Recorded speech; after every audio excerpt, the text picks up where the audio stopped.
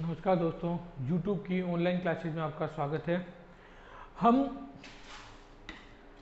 पढ़ रहे थे मानव में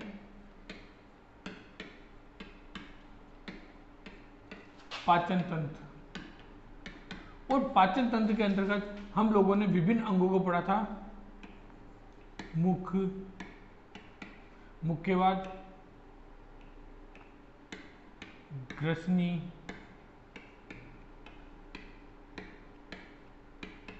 ग्रसिका या ग्रासनाल,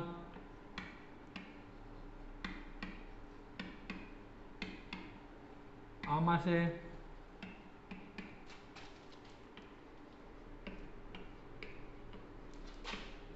छोटी आंत,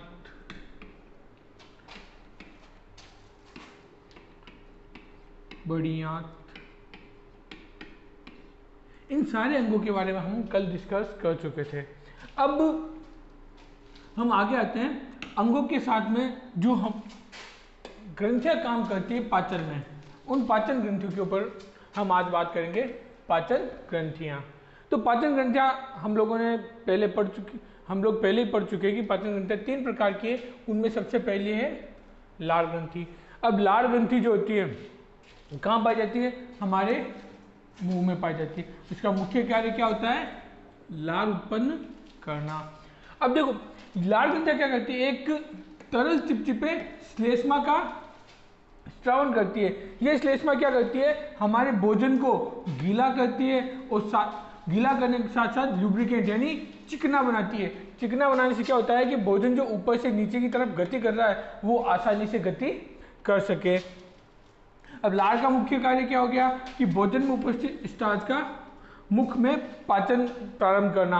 अब एक चीज ध्यान रखना बेटा कि यहाँ पर जो भोजन में जो स्टार्च उपस्थित है उस स्टार्च का पाचन जो होता है वो टाइलिन एंजाइम की उपस्थिति कारण होता है। ये हम पूरी सारणी है, सारणी के अंदर पढ़ेंगे कि टाइलिन एंजाइम जो होता है वो स्टार्च का पाचन करता है। और हम लोग जितने स्टार्च का उपभोग करते हैं उसमें से लगभग 30% स्टार्च का पाचन हमारे मुख में ही हो जाता है। साथ ही क्या करता है? ये भोजन को चिकना और घुलनशील बनाता है। चिकना घुलनशील बनने के कारण क्या होता है कि भोजन की जो गति होती है वो हमारे जो ग्रासनाल, आमाशय इनमें आसानी से हो सके।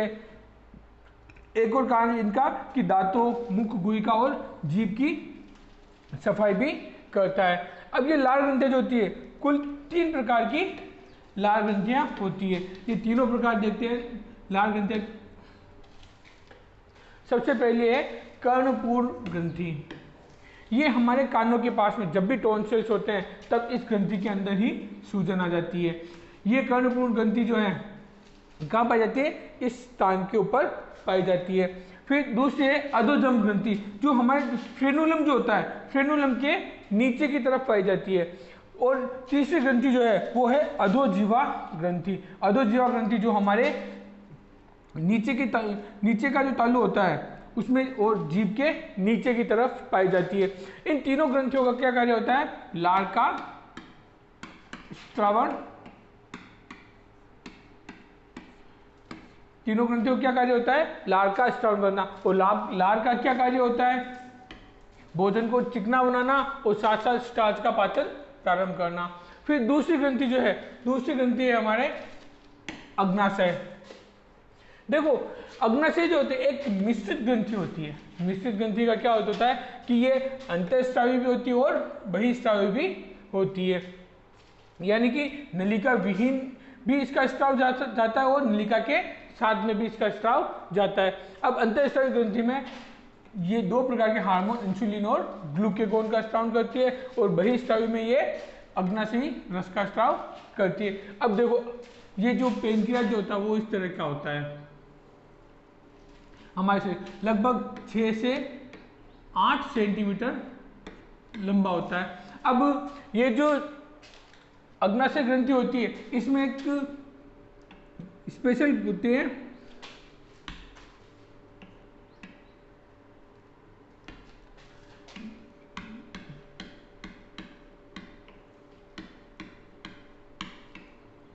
लेंगरहैंस द्वीप समूह कोशिकाएं। कौन सी कोशिका होती है? लैंगरहैंस द्वीप समूह कोशिका होती है जो कि इसके अंतःस्रावी तंत्र को बनाती है। लैंगरहैंस द्वीप समूह में 3 प्रकार की कोशिका होती है, अल्फा, बीटा और डेल्टा। यहां से बीटा कोशिकाएं तो स्राव करती है इंसुलिन का और अल्फा कोशिकाएं स्राव करती है ग्लूकेगोन का। ये दोनों हार्मोन हमारे शरीर के लिए बहुत ही उपयोगी होते हैं। अब जो इसका बहिस्रावी भाग होता है, बहिस्रावी भाग किसका स्राव करता है? अग्नाशयी रस का। अब ये देखो, ये 6 से 8 इंच लंबी होती है तथा इससे स्रावित एंजाइम प्रोटीन, वसा, कार्बोहाइड्रेट के पाचन में मदद करते हैं। इंसुलिन और ग्लूकेगोन हार्मोन शरीर में रक्त शर्करा स्तर को नियंत्रित करते हैं। कैसे कि इंसुलिन जो होता है हमारे शरीर के अंदर ब्लड शुगर को कंट्रोल करता है और ग्लूकेगोन जो होता है वो शुगर को कन्वर्ट करके हमारे शरीर के अंदर संचित करता है। इनकी कमी होने पर हमें मधुमेह रोग हो जाता है, डायबिटीज हो जाती है। अपनी जो अगली ग्रंथि है वो है यकृत। मानव शरीर की सबसे बड़ी ग्रंथि कहा जाता है इसको। और यकृत की जो मुख्य भाग होते हैं वो होती है यकृत पालियां। यकृत पालियों के अंदर पित्त रस का निर्माण होता है और ये पित्त रस पित्त वाहिनी के द्वारा कहाँ जमा होता है? पित्ताशय के अंदर जमा होता है। यानी पित्ताशय जो होता है वो पित्त रस का संचय करता है। ये थी हमारी तीनों ग्रंथियां। अब आगे बढ़ते हैं, हमारे शरीर के अंदर पाचन कैसे होता है? भोजन का पाचन। अब देखो, भोजन की जो पाचन की क्रिया होती है वो यांत्रिक और रासायनिक दोनों प्रकार की क्रियाओं के द्वारा होता है। और ये जो पाचन होता है ये पाचन एंजाइमों के द्वारा होता है। विभिन्न प्रकार के एंजाइम होते हैं जो हमारे शरीर के अंदर जटिल पदार्थों को सरल पदार्थों में बदलते हैं। और ये सारे के सारे एंजाइम किस वर्ग के होते हैं? हाइड्रोलेजेज वर्ग के एंजाइम होते हैं। अब इनमें कुछ मुख्य एंजाइम दे रखे हैं, जैसे कार्बोहाइड्रेट पाचन।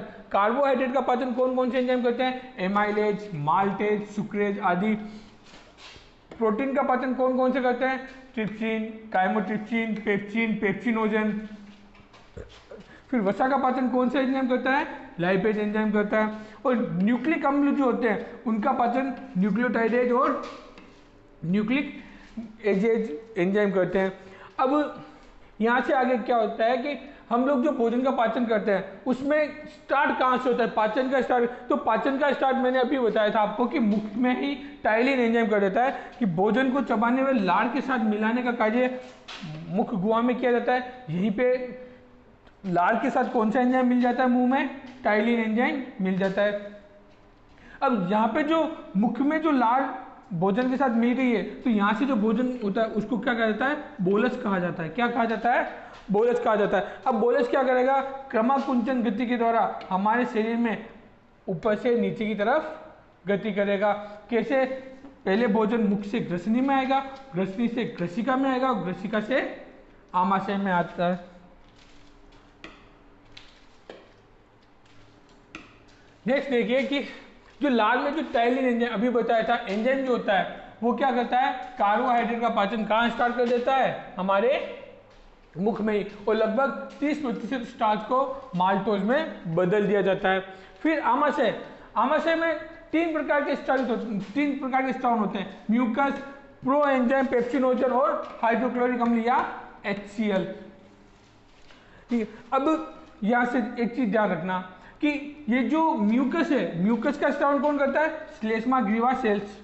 ये क्या करती है? म्यूकस का स्रावन करती है। फिर जो HCl होता है, HCl का स्रावन कौन करती है? ऑक्जेंटिक कोशिकाएं। ये दोनों कहाँ पाई जाती है? आमाशय के भीतर पाई जाती है।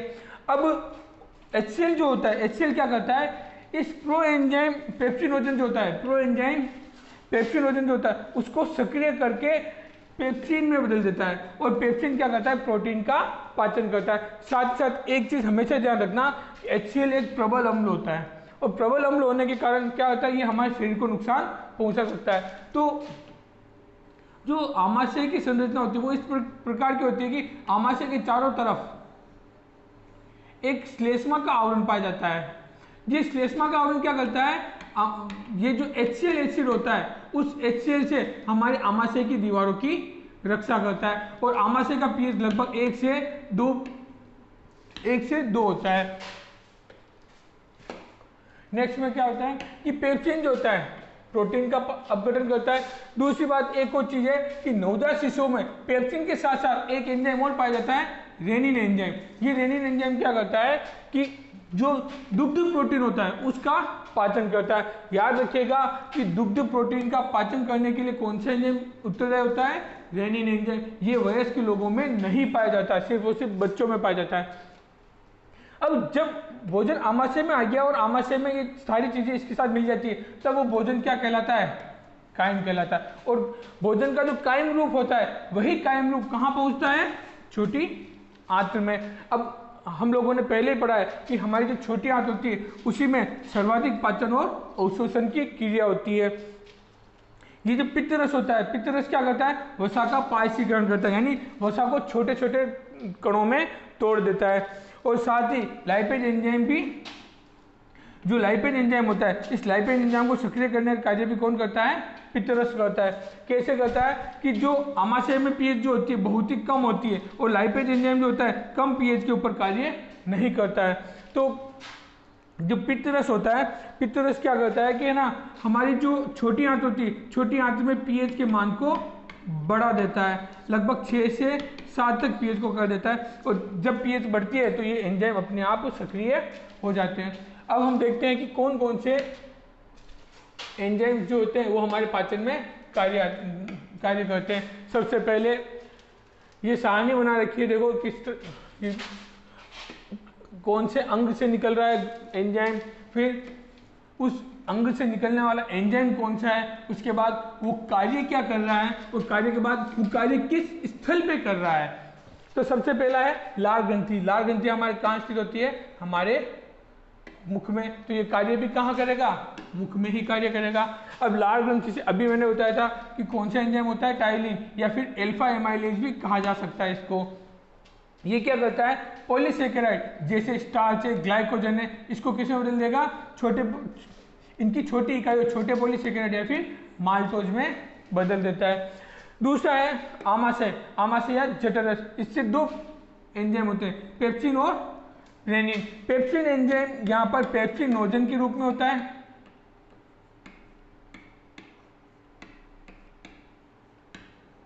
इस पेप्सिनोजन को HCl सक्रिय करके किस में बदलता है, पेप्सिन में बदलता है। पेप्सिन क्या करता है, प्रोटीन को पेप्टाइड में बदलता है। और रेनिन, रेनिन हमारे दूध के अंदर जो केसिन पाया जाता है उस केसिन को किस में बदल देता है, पैरा केसिन, और पैरा केसिन आगे जाके पेप्टाइड में बदलता है। अब ये क्रियाएं कहाँ होती है, आमाशय के अंदर। फिर है अग्नाशय। देखो अग्नाशय जो होता है, अग्नाशय का जो स्त्राव होता है वो अग्नाशयी रस जो होता है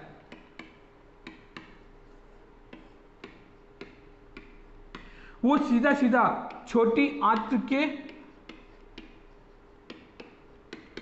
अंदर स्रावित किया जाता है।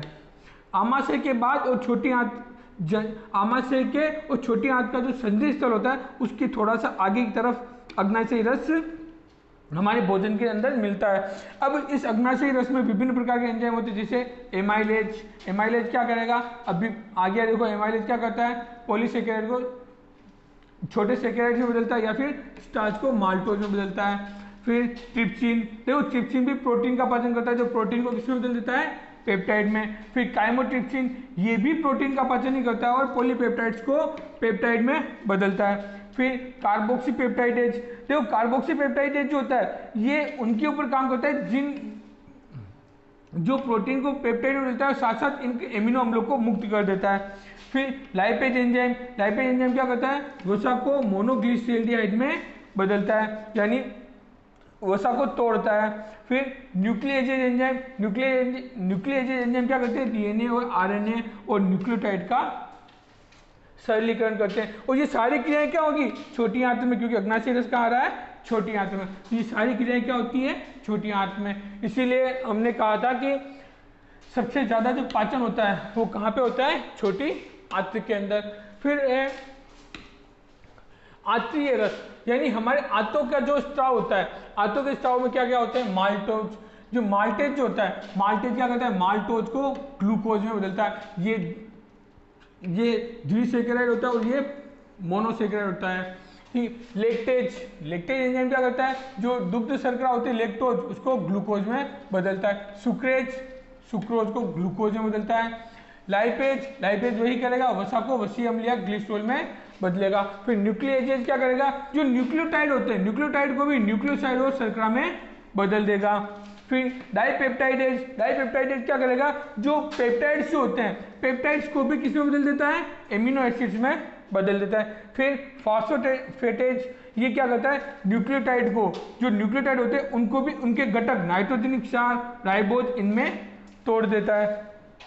यहाँ पे राइबोज एक शर्करा होती है। फिर है पित्त लवण। देखो पित्त लवण जो होते हैं ये पित्त लवण कहाँ से स्रावित होते हैं, यकृत से। यकृत से कहाँ पे आते हैं, सबसे पहले पित्तरस यकृत से कहाँ पे आता है, पित्ताशय में, और पित्ताशय से कहाँ आते हैं, ये छोटी आंत में, और ये छोटी आंत में काम करते हैं। पित्त लवण क्या करते हैं, लाइपेज एंजाइम को सक्रिय करेंगे, साथ साथ क्या करेंगे, वसा का पायसीकरण करेंगे और वसा को वसीय अम्ल या वसा गुलिकाओं में बदलते हैं। और ये सारी क्रियाएं कहाँ होती है, छोटी आंत में। इस तरह से ये सारा पाचन की क्रियाएं चलती है। तो ये सारे एंजाइम पाचन में काम करते हैं। अब जब भोजन का पाचन हो जाता है तब क्या होता है, पाचन होने के पश्चात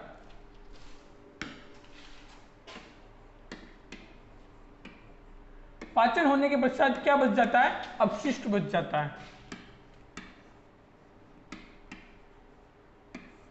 अब एक चीज समझना, ये पाचन अधिकांश पाचन कहां हो चुका था,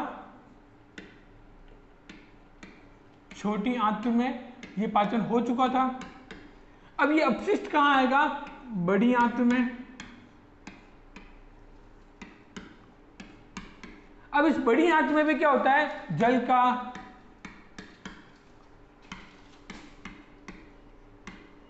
खनिज लवणों का और विभिन्न प्रकार की जो औषधियां हम उपयोग लेते हैं, अगर इन औषधियों का यहां पर अवशोषण हो जाता है। अवशोषण होने के बाद ये सारा कहां पहुंच जाता है, मलाशय में, और मलाशय से गुदा द्वारा शरीर से बाहर त्याग दिया जाता है मल के रूप में। तो यहां पर हमारा पाचन तंत्र पूरा संपूर्ण होता है। कल हम पढ़ेंगे श्वसन तंत्र। तब तक के लिए धन्यवाद।